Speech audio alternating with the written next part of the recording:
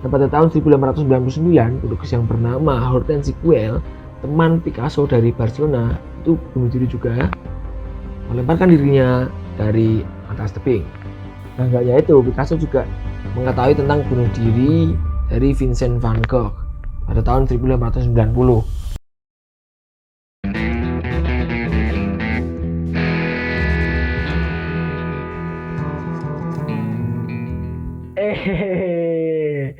Gimmick pertama setelah tidak bikin video selama berapa ya? 2 tahun, 3 tahun. Sudah lama tidak merasakan nyeting tempat sendiri, syuting sendiri seperti biasanya ya. Ya, lupa penting. Ya piye yang jenenge ya, ngurus perkuliahan, ngurus bertahan hidup, jadi lupa bikin video ya. Wandering Angels ini akan aku ubah namanya jadi Ludovicus karena namanya tuh susah diingat ya, Wandering Angels gitu. Jadinya nama aku ganti Ludovicus saja. Ya memang sama, memang Ludovicus juga susah diingat sih, cuman kan lebih mudah daripada Wandering Angels gitu kan ya. Dan setelah sekian lama nggak bikin video gitu kan, sekarang aku hadir mau ngisi konten di konten seni. Cuman kali ini aku nggak ngover lagu, nggak. Untuk kali ini akan menceritakan tentang cerita dari tokoh seniman yang terkenal, yang ceritanya juga cukup menarik, cukup ya membuat kalian terengah-engah. Dan mungkin kalian tahu juga siapa dia ya. Dia terkenal atas lukisan yang selalu periodik gitu. Jadi dia punya periode ini yang setiap periode itu punya cerita yang berbeda-beda begitu. Dan kali ini aku nggak cerita semua periodenya karena panjang banget ya. Itu kan seluruh hidupnya gitu kan ya. Kali ini aku cuma mau cerita yang periode biru milik Pablo Picasso.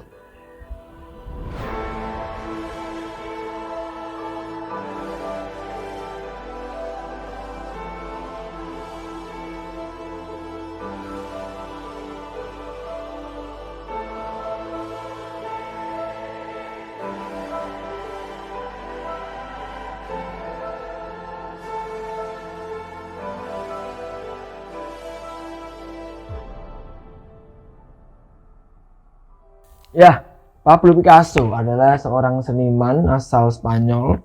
Dia lahir tahun 1881, bulan Oktober tanggal 25. Dia ini adalah anak dari Jose Ruiz Blasco dan ibunya namanya Maria Picasso Lopez. Jadi Ruiznya itu dari bapak, Picasso-nya dari ibu. Dan Picasso lahir dari keluarga yang kreatif. Bagaimana tidak, bapaknya ini adalah seorang guru seni, guru lukis ya. Dan dia ini punya nama panjang yang benar-benar panjang banget. Ini aku bacain ya. Namanya adalah Pablo Diego Jose Francisco de Paula Juan Nepomuceno Maria de los Remedios Cipriano de la Santísima Trinidad Mater Patricio Celito Ruiz y Picasso. Namanya panjang banget ya, tapi tetap panjangan periodenya Soeharto ya. Oke, dan jadi dia itu di sekolah tuh nggak yang pinter secara akademis gitu. Jadi dia tuh suka bolos sebenarnya. Suka bolos, terus dia suka menunjukkan bakatnya memang, tapi bakatnya yang melukis gitu. Yang nurun dari bapaknya. Sehingga dia tahun 1891 dia pindah ke sekolah bapaknya, jadi dia jadi murid bapaknya ya. Nah, semakin kesini bakatnya ini mulai melampaui bapaknya sebagai guru seni gitu ya. Nah, nggak tahu nih, saya baca artikel ini bakatnya mulai melampaui itu dari apanya gitu kan, karena seni kan nggak bisa dinilai gitu ya, melampaui apanya gitu kan, nggak bisa. Dan di sini dituliskan bahwa dia ini didukung oleh ayahnya gitu kan, sampai membuka pameran seni di umurnya yang 13 tahun. Jadi mungkin dituliskan melampaui bapaknya tuh mungkin dari segi waktunya ya, dari waktunya umur 13 sudah buka pameran seni gitu. Kita tahu kita umur 13 tahun masih ngapain, masih pulang sekolah, main game di warnet, main point blank, main Losaka, main tak lama gitu kan, tak lama Picasso ini tak tahan dengan peraturan sekolah ya kan.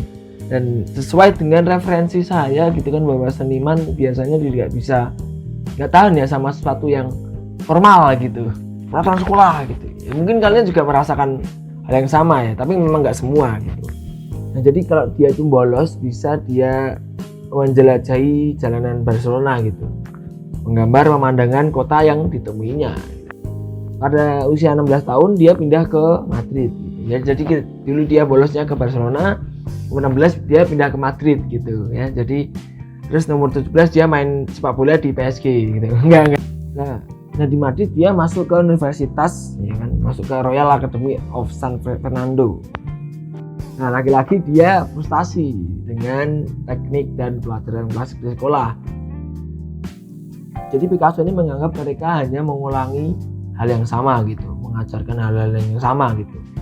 Ya kalau ya Velasquez itu untuk seni lukis, ya kalau Michelangelo itu untuk seni pahat gitu doang, yang selalu diulang-ulang gitu ya. Untuk kalian yang belum tahu ya, Velasquez ini adalah nama orang gitu, Michelangelo juga nama orang.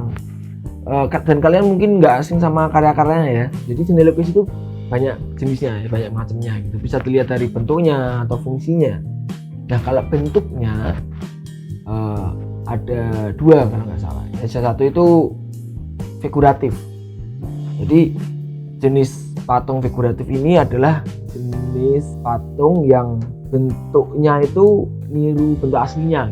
Maksudnya misalkan singa ya singa gitu kan.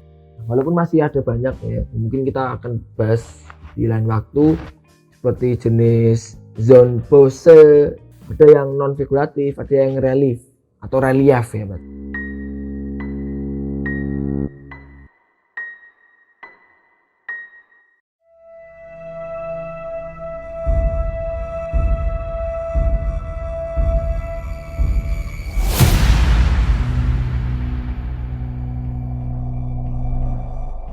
Blue period saja ya, yang dikenal dengan background yang kelam gitu ya, yang tragis juga. Dan mungkin kalian bisa ngambil pelajaran ya, ngambil value dari kisahnya Picasso ini, di dalam kisahnya yang saat dia ngelukis backgroundnya tuh kayak gimana, cara dia menyelesaikan masalahnya kayak gimana, dan cara pikirnya dia ya.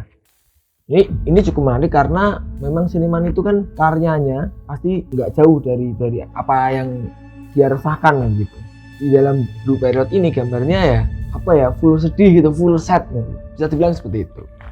Nah kebanyakan subjek lukisannya di dalam Blue Period ini ya itu orang-orang sikrus, orang-orang yang main sirkus, akrobat gitu, terus badut begitu. Nah pada tahun 1907 ini kembali lagi ke dalam ciptaan dia yang alirannya kubisme itu ya, yang belum pernah dilukis oleh siapapun di dunia pada saat tahun itu.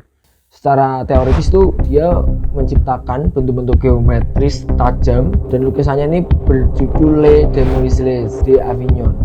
Itu gambarnya ada 5 pelacur telanjang yang terdistorsi dengan warna biru, hijau, dan abu-abu yang mencolok. Nah karya tersebut menjadi awal dan inspirasi lahirnya aliran kubisme gitu ya, sebuah karya artistik yang diciptakan oleh mereka berdua, Picasso sama temannya itu namanya Georges Braque. Nah teknik utama karya kubisme adalah memecah dan menyusun kembali objek dalam bentuk abstrak dengan geometris gabungan. Nah, ini menggabungkan sudut pandang untuk menciptakan efek seperti kolase.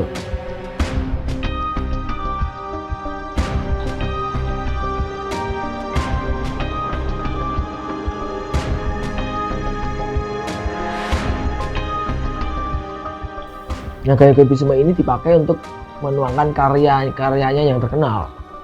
Itu ada yang namanya Three Women, Bread and Fruit Dish on a Table, Girl on Mandan. Nah ini masih banyak lagi ya, kalian bisa cek di Google, itu banyak banget. Dalam Blue Period ini tuh ada lukisan-lukisan yang terkenal nih, Linnaeus, Lavie, dan The Old Guiders. Jadi mungkin dia mendefinisikan warna birunya itu sebagai warna yang kelam gitu, warna yang melambangkan kecemasan atau kekhawatiran atau ketakutan gitu ya. Jadi makanya ada kalimat yang you make me so blue, gitu kan. Itu kamu membuatku khawatir.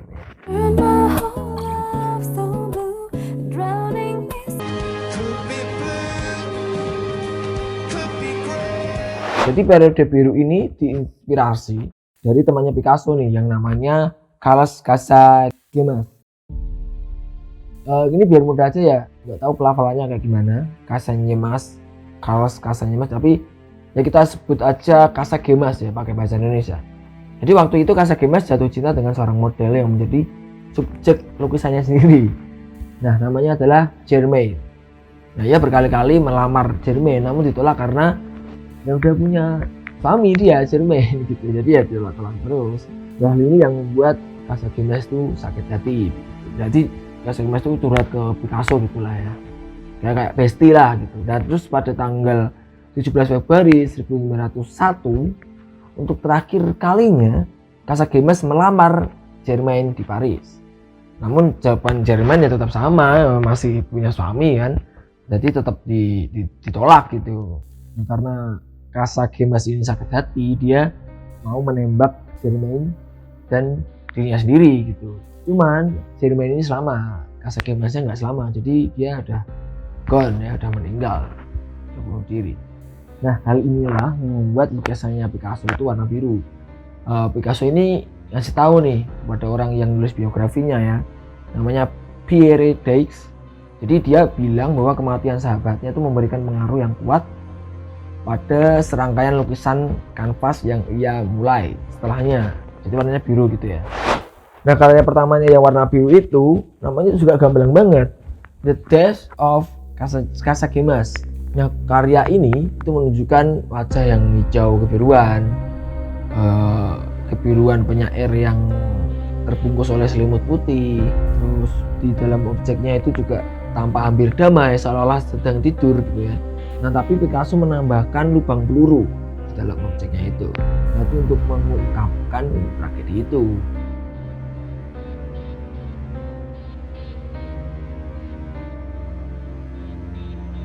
Nah, sebelum Casagemas meninggal, Picasso juga punya masalah yang tragis juga gitu. Dia menghadapi berbagai kesedihan. Itu saudaranya yang perempuan meninggal di usia yang 7 tahun karena penyakit difteri.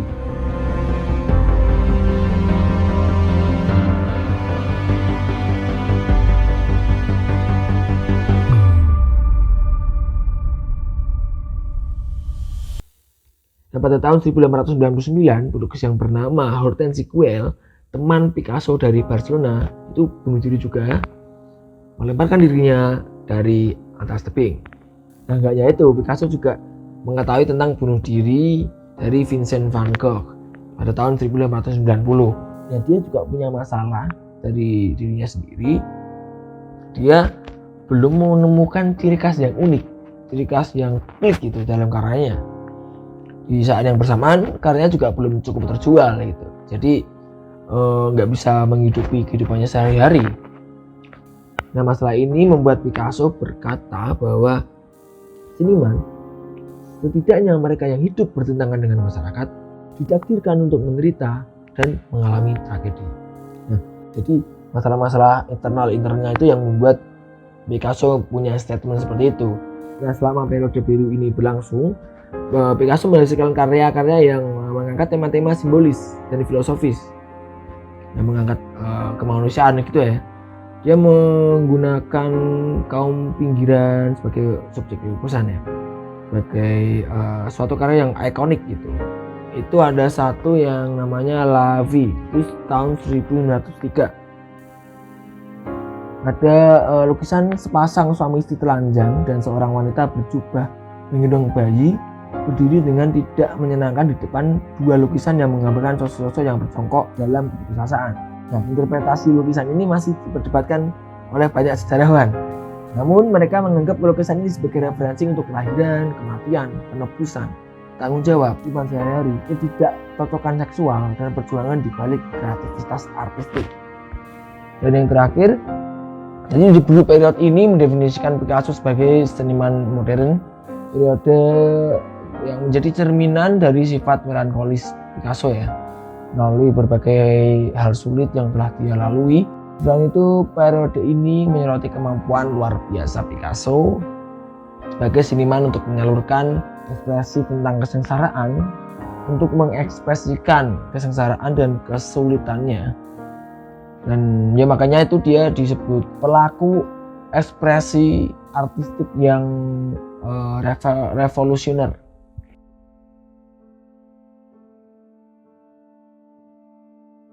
Periode ini tuh menyoroti kemampuan Picasso yang luar biasa ya, yang dia sebagai seniman yang dapat menyalurkan kesengsaraan dan kesulitannya dalam bentuk ekspresi artistik yang revolusioner gitu ya. Makanya saya sampai sekarang respect sama Pablo Picasso. Dan ada satu statement dari dia, Picasso pernah berkata seperti ini, ketika saya masih kecil, ibu saya bilang kepada saya, jika kamu menjadi prajurit, kamu akan menjadi jenderal. Kalau kamu menjadi seorang biarawan, kamu berakhir seperti paus. Itu kenangnya. Tapi sebaliknya, saya menjadi pelukis dan berakhir sebagai Picasso. Karena seniman ya nggak ada strata-stratanya gitu ya. Dia karyanya juga sesuai dengan dirinya. Jadi kasta yang paling tinggi dari seorang pelukis yang dia bicarakan adalah seorang Picasso dia sendiri, yaitu diri sendiri atau seniman itu sendiri. Respect Picasso. Oke, itu aja, dan follow aku di Instagram @droyuda, seniman gak pernah padam. Bye.